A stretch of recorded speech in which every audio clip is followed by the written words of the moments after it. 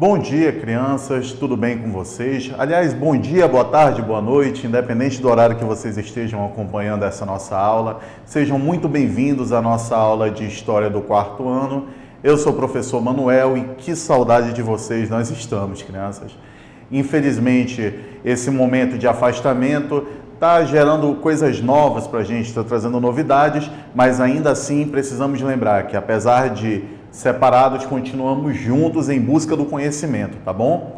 Crianças, hoje nós vamos fazer uma pequena revisão sobre alguns assuntos que nós já estudamos, que nós já fizemos a avaliação, nós fizemos o nosso primeiro teste e vamos dar sequência aos nossos conteúdos que serão avaliados na nossa prova da primeira etapa.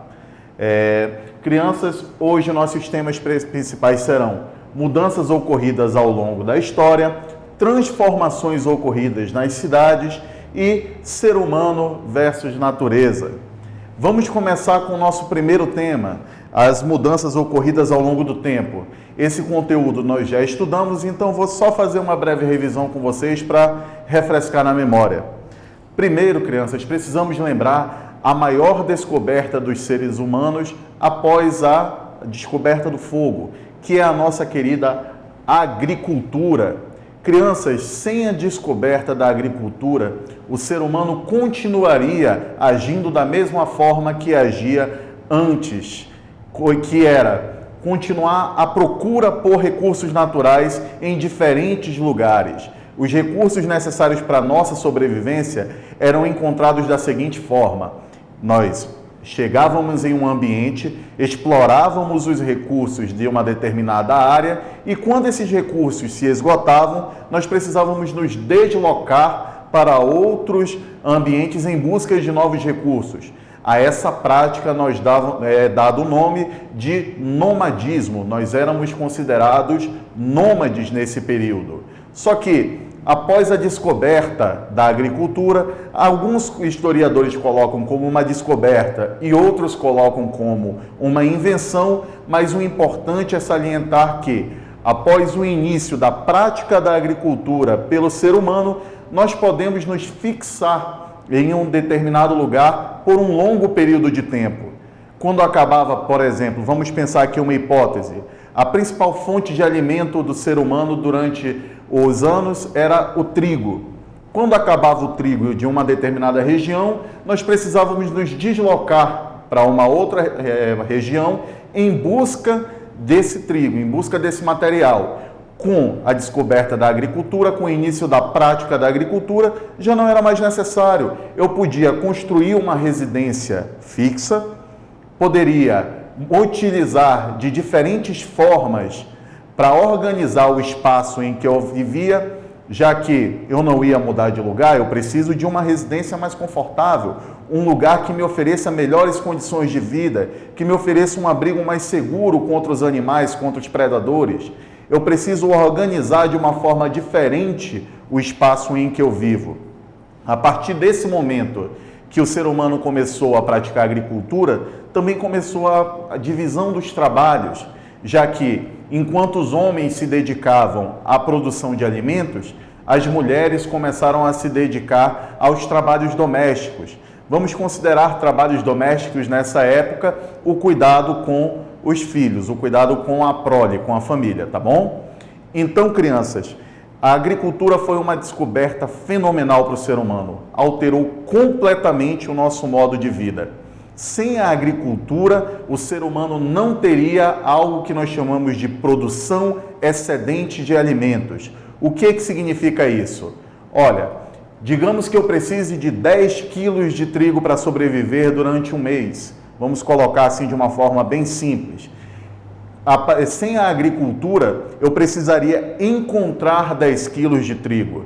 Com a agricultura, eu posso produzir até mais do que isso. Eu posso plantar mais do que 10 quilos de trigo. E o que eu vou fazer com esse excedente, com esse trigo que eu produzia a mais? Eu posso trocar esse trigo com, por exemplo, feijão que um outro grupo organizado esteja, porventura, produzindo. Então, a partir dessa troca, bem rústica no começo, que era a troca de mercadoria por mercadoria, lembrando que isso nós já estudamos, A troca feita de mercadoria por mercadoria é chamada escambo.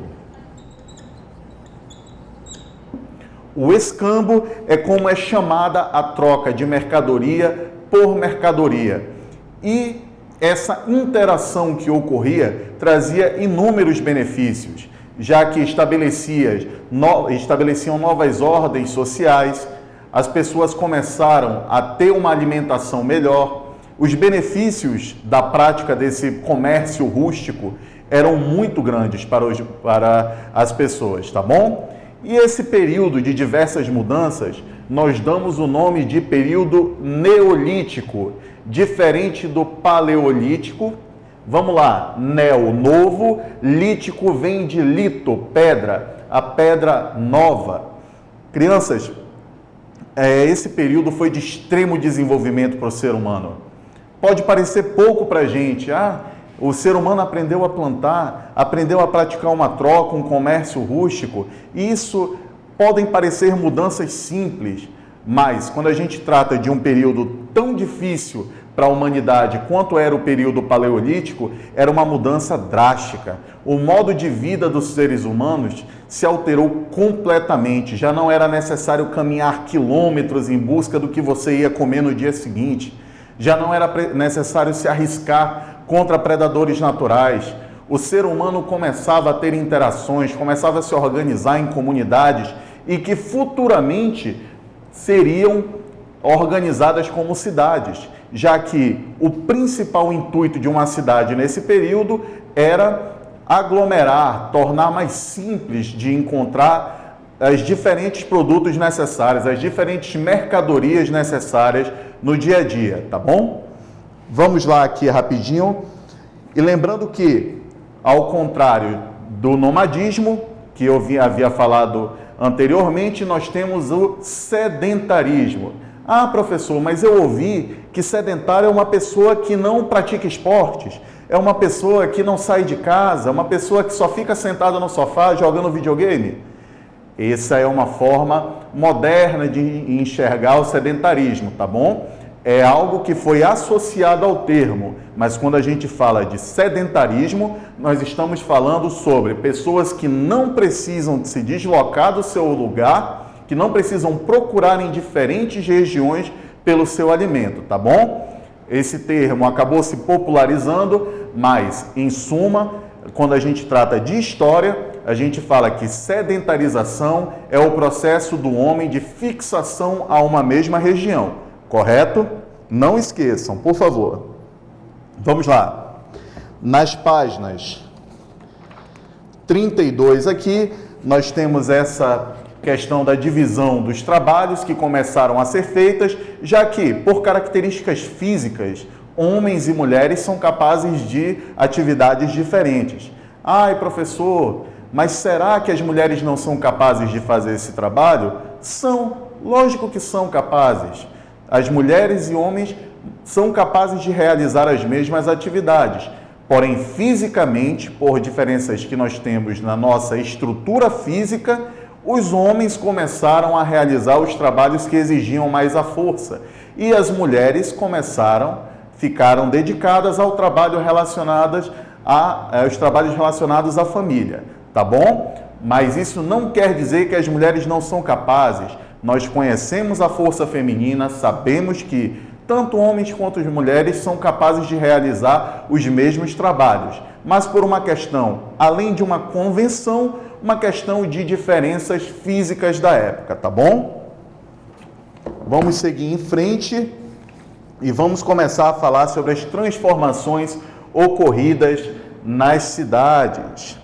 Crianças, as cidades começaram a surgir, já que o ser humano não mudava mais de lugar, construía suas residências e precisava ter contato para praticar o escambo, para praticar esse comércio rústico, as cidades começaram a crescer. O que é uma cidade? O que a gente enxerga como uma cidade de uma forma bem grosseira? É um acúmulo de pessoas, um ambiente em que diversos grupos familiares convivem. E por que esses grupos familiares ficam próximos uns aos outros? No intuito de facilitar a sua vida. Como eu disse antes, já que eu produzo trigo e o meu vizinho produz feijão, ali à frente existe um rebanho, ali à frente eu tenho um outro vizinho que produz arroz, por que eu preciso me manter afastado? Vamos nos unir e nos fortalecer. A união gera a força. Vamos fazer a leitura aqui rapidamente do nosso conteúdo. De início, o conceito de cidade é de que ela é um grupamento de pessoas em uma determinada superfície. O número de habitantes que define uma cidade é um critério que varia de lugar para lugar, de um país para o outro. Por exemplo, na França atual, para um lugar ser considerado uma cidade, é necessário que lá residam 2.000 ou mais pessoas, enquanto no Brasil, um lugar é reconhecido como cidade, apesar se lá houver em torno de 200 casas de alvenaria e uma população de pelo menos 10.000 pessoas. Apesar desses requisitos locais, o número de habitantes não é o suficiente para definir o que de fato é uma cidade. Devemos levar em conta que tipo de atividades são desempenhadas nela, principalmente as que diferem das zonas rurais, em especial a função política. Aliás, a função política é a principal causa da fundação de uma cidade.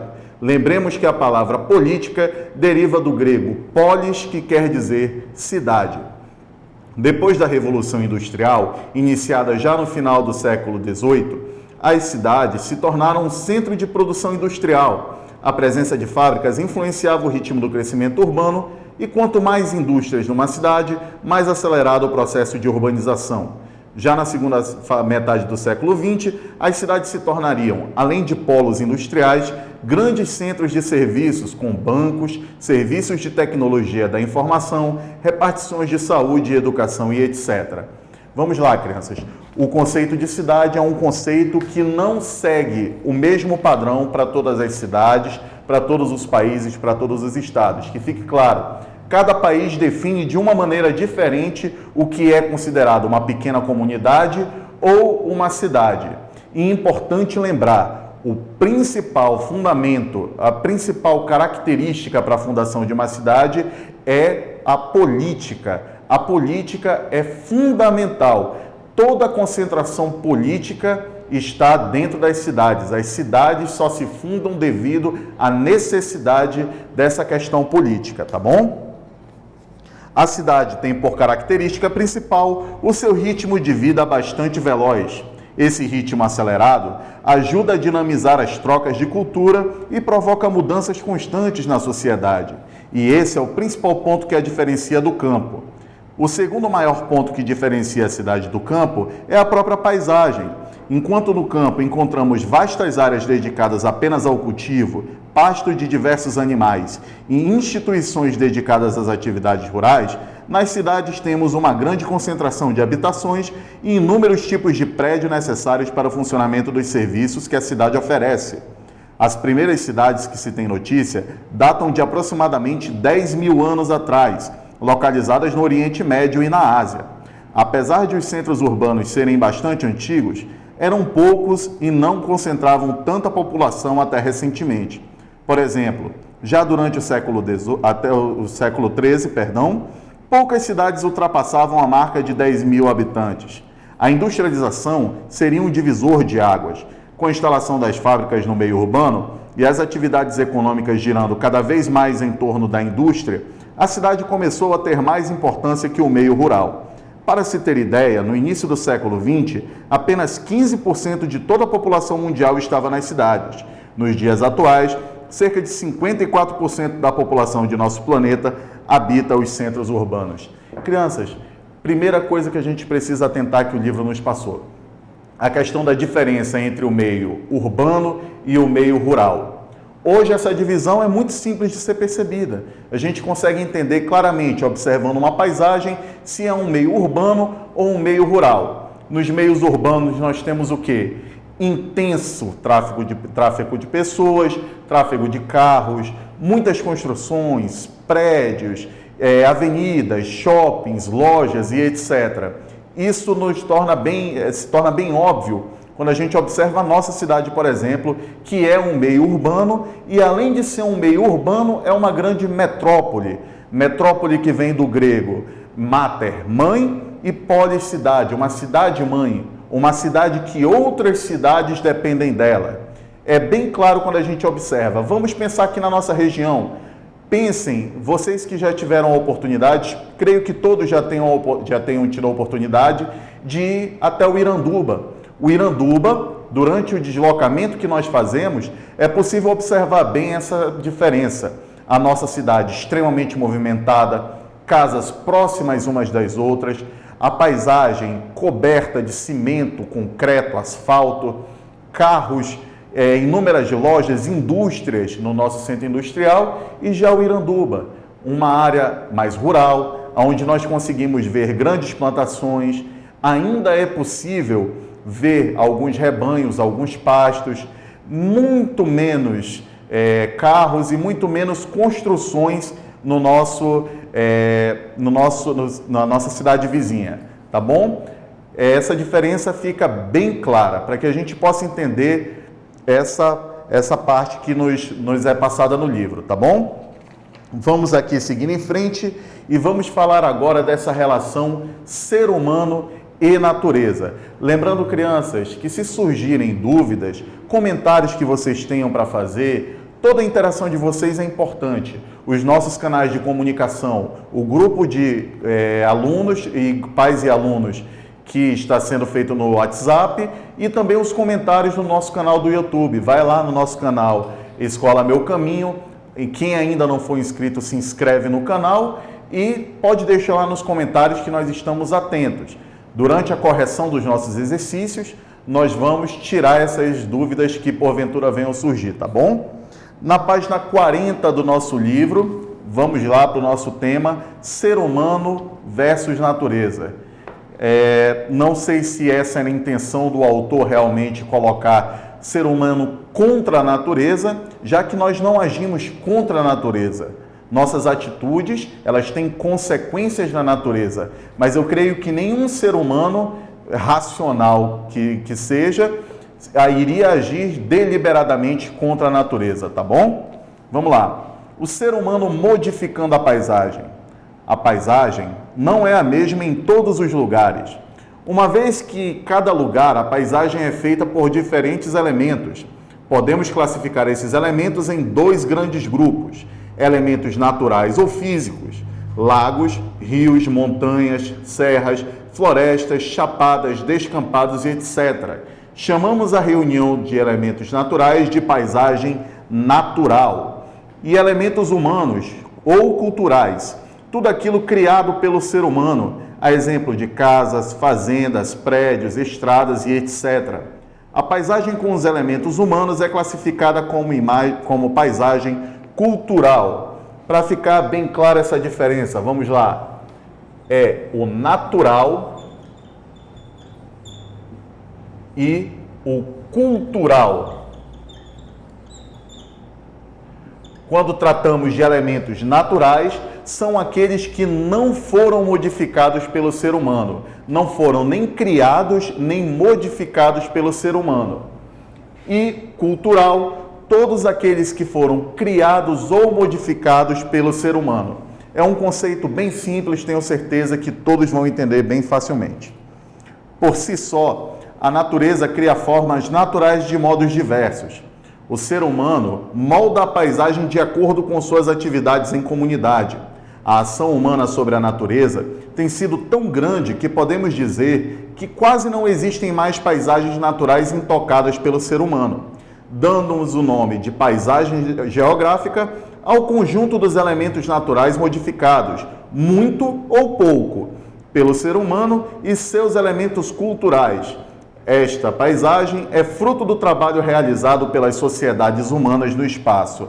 Olha só esse conceito extremamente importante também, tá? A paisagem geográfica.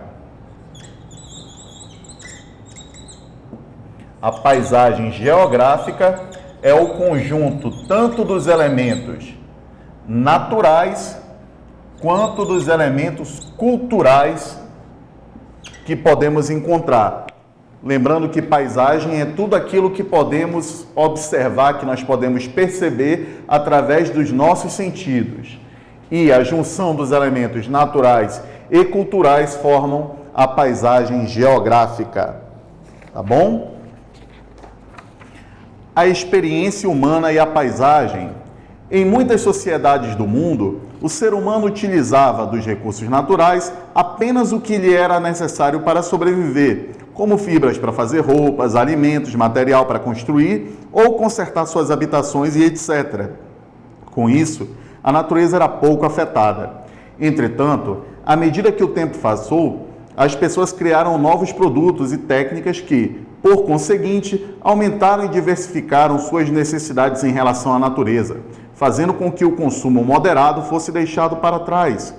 Essas novas necessidades estão fazendo com que as transformações da natureza ocorram num ritmo cada vez mais acelerado.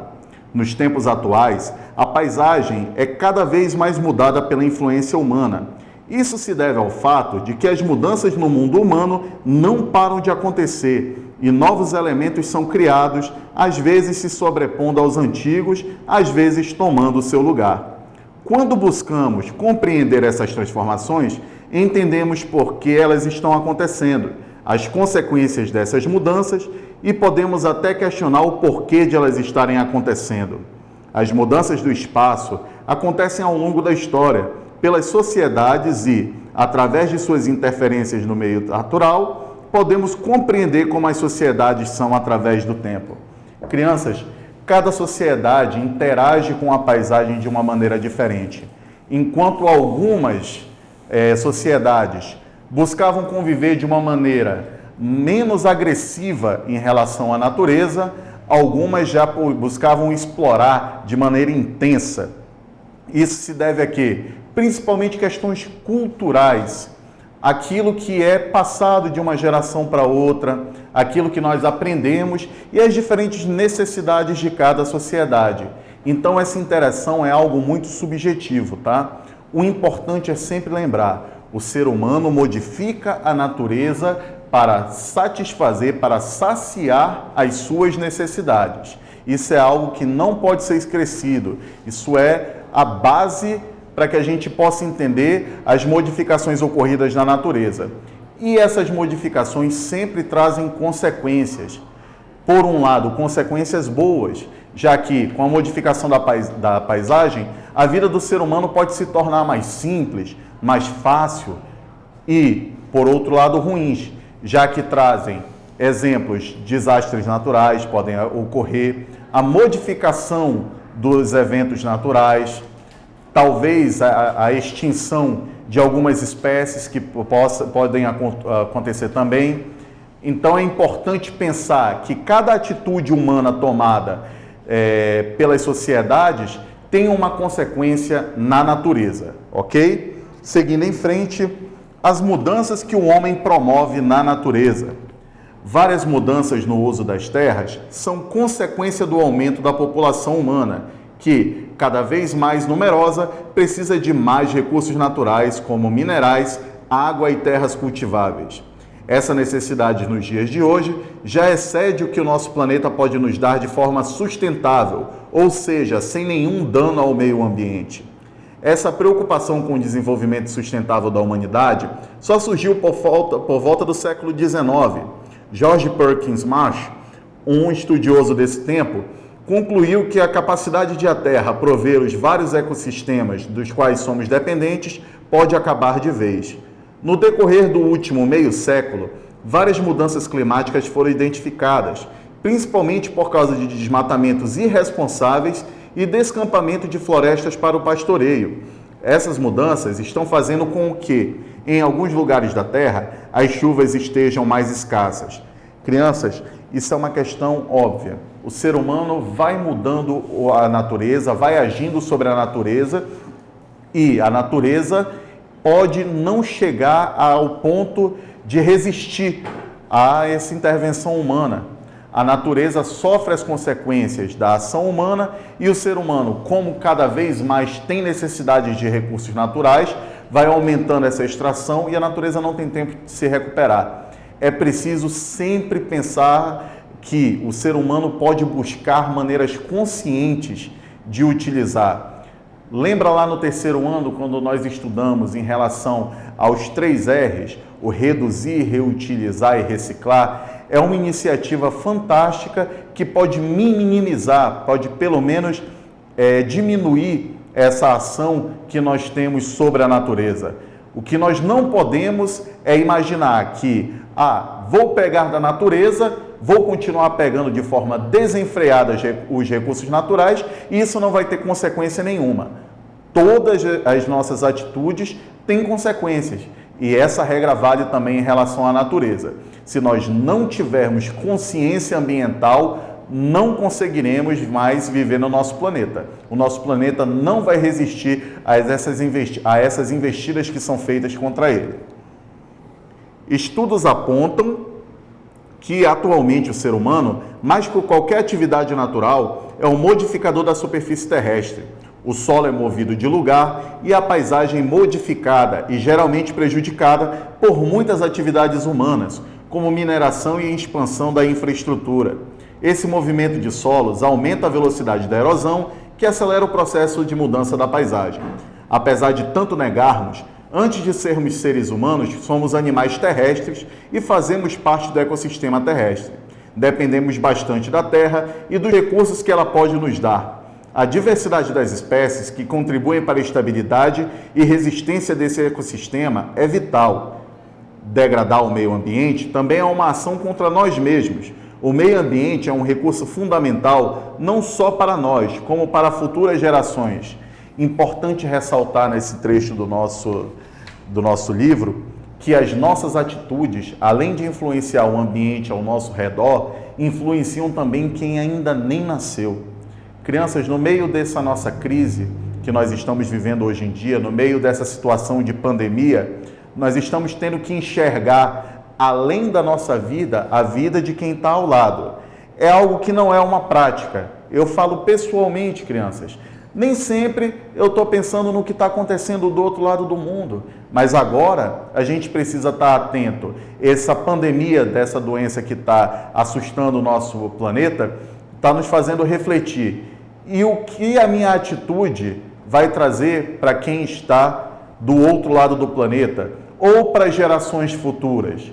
Isso também acontece com as nossas atitudes em relação à natureza. A gente precisa pensar que a natureza é um bem que precisa ser preservado, não só para aqueles que estão ao nosso redor no momento, mas para gerações que ainda vão ter a oportunidade, que ainda não vieram, mas precisam também desses recursos naturais.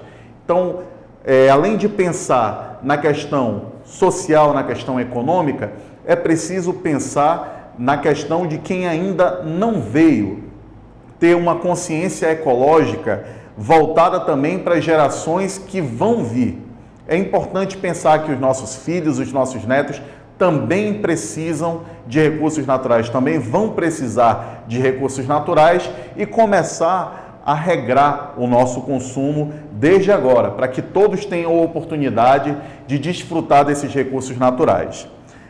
Finalizando aqui na nossa página 43, cerca de 25% da superfície terrestre sofreu declínio em seu ecossistema apenas no período entre 1981 e 2003. De todas as regiões livres de gelo em nosso planeta, cerca de 83% já sofreu com a influência direta da ação dos seres humanos. E todos os poluentes que são gerados afetam as plantas e os animais de toda a Terra. Nesse ritmo, em poucas décadas, as terras utilizáveis para a agricultura vão diminuir bastante. Enquanto as áreas urbanas se expandirem sem parar, o solo continuará a se degradar, perdendo seus nutrientes numa proporção muito maior do que os repõe. Precisamos urgentemente de soluções para esses problemas. Alguns caminhos que podem ser tomados para diminuir o impacto do homem no planeta são os seguintes. Até agora a gente está verificando o impacto que o ser humano causa na natureza. E a partir de agora vamos pensar em atitudes que possam minimizar esses impactos causados. Vamos lá. O primeiro é reduzir o consumo de recursos do planeta. Construir casas de material que consumam menos recursos naturais do solo e utilizar de fontes limpas de energia diminuirá bastante o impacto negativo sobre nosso planeta. A reciclagem deve ser encorajada, pois é por meio dela que conseguimos reaproveitar recursos primários essenciais. Olha só que coisa interessante. Primeiro, a construção das casas que utilizam menos recursos naturais e utilizar de fontes limpas de energia. Que fontes limpas são essas? Principalmente aquelas que não dependam de combustíveis fósseis, que não precisem de derivados de petróleo. Olha só, para os nossos carros hoje, por exemplo, nós temos o etanol, que é um combustível feito a partir de um material renovável, já não é um combustível fóssil, ele vem principalmente da cana-de-açúcar, pode ser renovado, diferente do petróleo, que nós sabemos que é algo finito, é algo que em algum momento pode ou vai acabar, tá bom? E a questão da energia, procurar formas limpas de energia, a energia solar, a energia eólica. Nós sabemos que aqui no nosso país ainda é uma realidade um pouco distante, porque o investimento necessário para que você possa ter energia solar em casa, você possa depender apenas da energia solar ou da energia eólica, ainda são muito complicados, os investimentos são muito grandes. E o nosso governo precisa pensar também em incentivar a população, já que os beneficiados serão todos.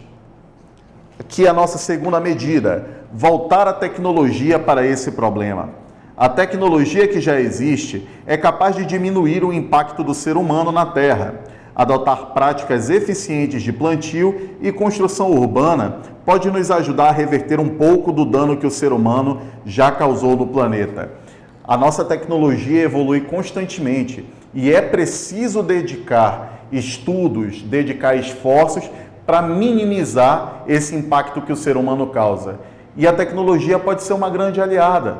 Nós podemos buscar diferentes maneiras de plantio, podemos encontrar formas diferentes de construção, técnicas inovadoras.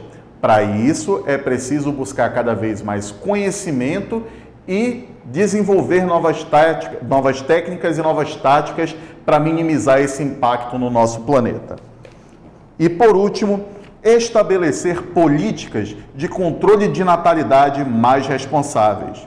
Quando a população se multiplica sem nenhum controle, é natural que os recursos naturais sejam usados cada vez mais, o que, inevitavelmente, pode gerar escassez, além de problemas sociais, como pobreza e distribuição injusta de recursos. Uma população que se reproduz de forma mais responsável pode gerir melhor seus recursos e, consequentemente, agredir menos o meio ambiente em que está inserida. Olha só, crianças, quando a gente fala sobre controle de natalidade, o que significa isso? Controle de natalidade é o controle da quantidade de pessoas que estão nascendo. Essa forma de controle existe em alguns países que comprovadamente exercem um controle obrigatório, em que você não pode ter acima de uma determinada quantidade de filhos. Essa é uma prática que, apesar de parecer boa à primeira vista, interfere na nossa liberdade individual. E qualquer medida que interfira sobre a nossa liberdade individual pode ser encarada como uma medida ruim. Não que a gente possa fazer o que quiser, mas sim debater em relação a isso. Outra coisa, nada que é obrigatório é agradável. Tudo aquilo que você é obrigado a fazer sem entender o porquê, ou ao menos sem ter a oportunidade de debater sobre isso, não é interessante. Eu acredito que, ao invés de um controle de natalidade mais forte, mais firme, nós precisamos ter consciência sobre planejamento familiar. O que seria isso? Nós temos diversas técnicas, diversas maneiras de evitar que, através das relações entre homem e mulher, surjam novos filhos. É uma situação até que a gente acha complicada, mas é preciso falar sobre isso. Não seremos crianças para sempre. Vocês não serão crianças para sempre e futuramente terão as suas famílias. É algo que deve ser debatido principalmente em família, mas nós da escola temos a obrigação de colocar que medidas de controle, de planejamento familiar devem ser tomadas. Existem diversas maneiras diferentes de se planejar e crianças, tenham a certeza de que tudo aquilo que acontece de maneira planejada, coordenada, tende a ter mais sucesso do que algo que ocorre de maneira espontânea. É muito mais fácil você planejar, organizar e executar do que esperar que as coisas aconteçam de maneira aleatória, que vai acontecer e que vai dar certo. Se você não trabalhar para que dê certo, provavelmente você não terá sucesso nessa empreitada. Então, essa questão do planejamento familiar é muito importante. Se tiverem dúvidas, procurem aqui o professor, mas também conversem com o papai e com a mamãe. Tenham esse interesse em saber o que seria esse planejamento familiar, tá bom? Lembrando que é complicado falar isso, às vezes gera uma risada, gera uma brincadeira, mas é importante desde cedo ter essa consciência sobre planejamento familiar, já que com mais pessoas, menos recursos, maior a desigualdade. Crianças, com esse conteúdo, com esse último conteúdo trabalhado, nós encerramos a aula de hoje. Eu vou colocar aqui no quadro os nossos exercícios para a próxima aula. Nós faremos a correção juntos e lembrando, se surgirem dúvidas, busquem os nossos canais de comunicação, o grupo do WhatsApp, os comentários do YouTube. Nós estamos atentos e esperando as dúvidas de vocês. E as correções serão feitas através da live. Quem tiver oportunidade, participa da live para a gente sanar essas dúvidas, tá bom? Eu vou colocar aqui no quadro os exercícios que serão corrigidos na próxima aula. Nós teremos os exercícios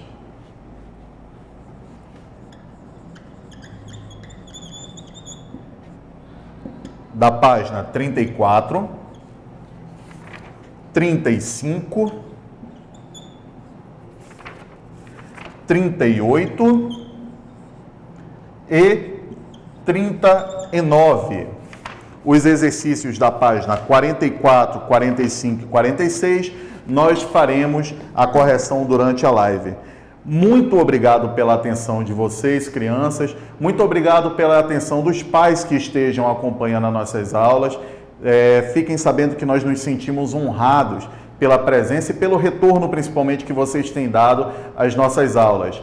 Não fiquem com dúvidas, quando houverem as correções, acompanhem e qualquer dúvida nos procure. Apesar de separados, nós seguimos juntos, tá bom? Muito obrigado e até a próxima aula.